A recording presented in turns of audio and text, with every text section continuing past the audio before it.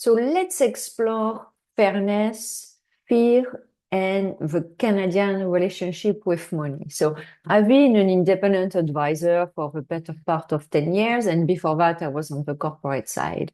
And there is something I have consistently noticed across the board, whether clients, potential clients, over advisor, corporates, anyway, even friends, is that Canada is really hung up on paying fees. They hate paying fees, all types of fees, and that includes taxes.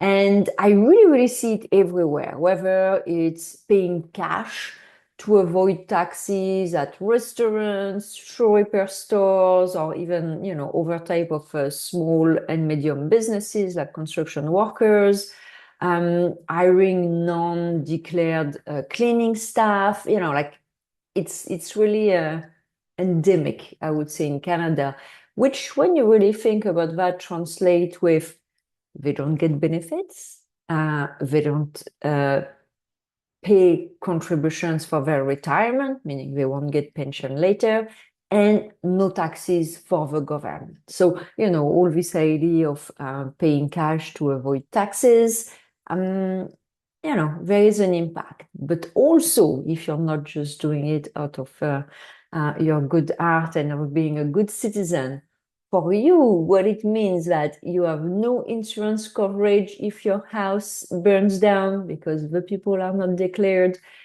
You have no recourse if they disappear with your silverware, if you still have silverware. You have no protection if anything goes wrong with the work because obviously you are not insured when you pay under the table. So for me, it's a very silly, very short-term calculation to go with. Is it really worth risking, on one end, your business as a service provider by offering cash-type services without taxes? Or if you're a client, your home to save a few dollars? And it really reminds me of when I was working in the corporate world, seeing other executives that were fudging their expenses report for a couple of free dinners here and there. I'm like, okay, so you're going to lose your job to get a free dinner. What's the point? Like again, it seems very stupid and very, very short term.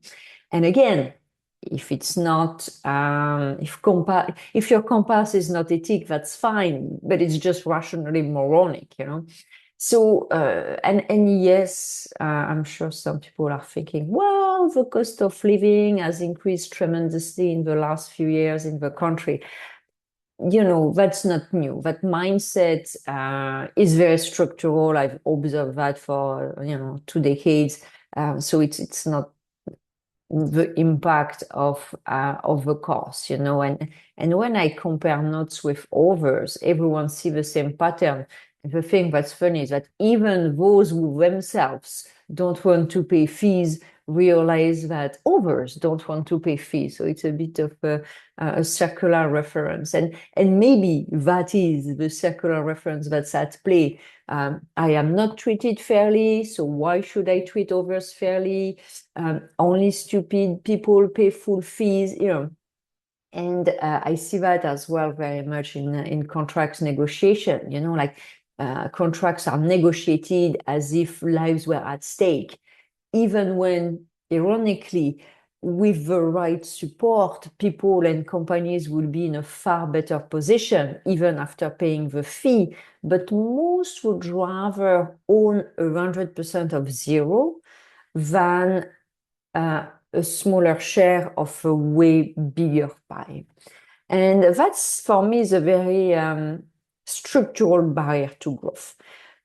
Call it a poverty mindset, call it something else. Honestly, I'm not sure where it's come from, but it is clearly a structural barrier to growth because I've seen countless of situations, mine, others, where the expectation is free work or highly discounted work that is below fair value.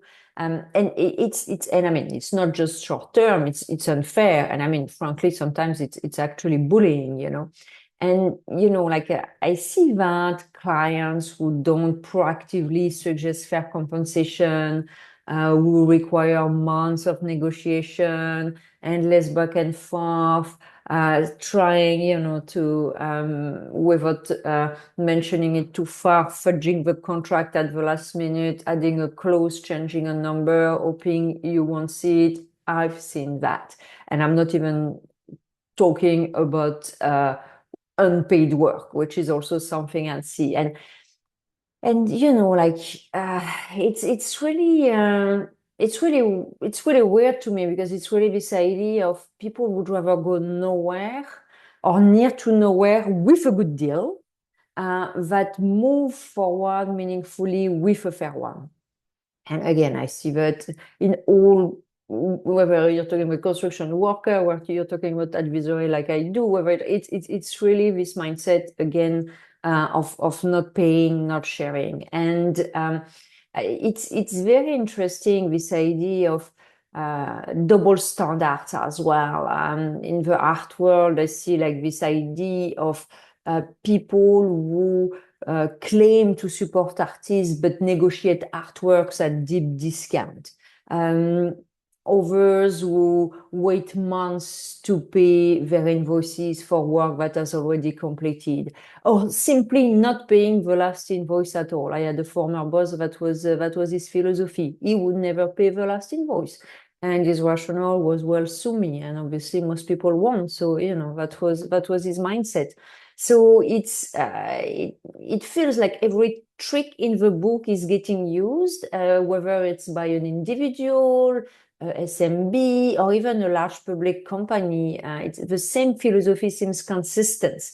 Take advantage where you can, or don't engage at all in order to save a few dimes. And these are the social costs, like it doesn't just impact the economy, like it erodes the social fabric of relationship. Personally, when people I considered friendly try to take advantage of me or treat me unfairly, well, I'm far less inclined to remain friendly and see them as a positive influence in my network. And this extends to, underpaying employees relative to their value, shortchanging bonuses, minimizing severance package, all of that, same pattern, same mindset. And I have from an anthropological perspective, it is fascinating, because I haven't seen played out this systematically in any other places in the world. Honestly, that's not something I've seen. So I'm really left wondering, are Canadians so afraid to be shortchanged that they shortchange first? Are we feeling economically so insecure that we cut corners, even sometimes unethically and illegally, to save a few dollars? Honestly, I have no clue. So if you have any perspective, explanation, I don't know, even better solution, I would genuinely love to hear them, because I'll admit it, I'm totally puzzled by this situation. So thank you so much for being with me today. My name is Peggy van der Plas. Thank you for being here. If you liked the podcast, please thumbs up and subscribe to stay in touch. Thank you and have a wonderful day. And please, I want to hear your thoughts on that one. Bye-bye.